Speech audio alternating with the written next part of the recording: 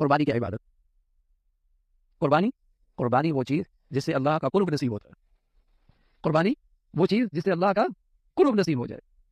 تو قربانی کا نام ہی ہمیں بتا رہا ہے کہ قربانی نام و نمود کے لیے نہیں کرنی, شہرت کے لیے نہیں کرنی, لوگوں کی تعریف کے لیے نہیں کرنی, لوگوں کے لیے واہ واہ کے لیے جانور نہیں لینا, جانور لے کر اس کا ڈنگا نہیں بجانا اور اس کو اسٹیٹس کی چیز نہیں بنانا, قربانی کی شان نہ خراب کرنا. قربانی تو وہ ہوتی ہے جس سے اللہ راضی ہو جائے, اللہ کا قرب حاصل کرنا مقصود ہو. اگر یہ پیش نظر نہیں تو وہ قربانی نہیں. ہر چیز میں شیطان اپنا حصہ ڈال لیتا ہے, اپنا حصہ کر لیتا ہے. کیا آدمی پیسہ بھی لگا رہا ہوتا ہے, محنت بھی کر رہا ہوتا ہے, جانور بھی ذبح کر رہا ہوتا ہے, لیکن نمائش کے ساتھ, نام و نمود کے ساتھ, شہرت کے ساتھ, ریاکاری کے ساتھ وہ تو اپنی نیکی ضائع کر دیتا. اس لیے کہ اللہ تو نیکی میں تقویٰ دیکھتے ہیں نا, پرہیزگاری دیکھتے ہیں, اس کے دل میں میری ذات کو راضی کرنے کا جذبہ کتنا ہے, یہ جذبہ دیکھتے ہیں.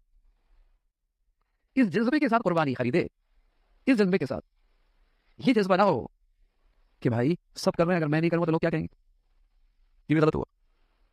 اور اس حیثیت کا آدمی ہو, کوئی ایسا جانور خریدو کہ لوگوں کی نظریں اٹھیں گی کہ ہاں بھائی کوئی جانور لیا ہے, ظاہر یہ نیت بھی خراب ہے, یہ جذبہ بھی غلط ہے.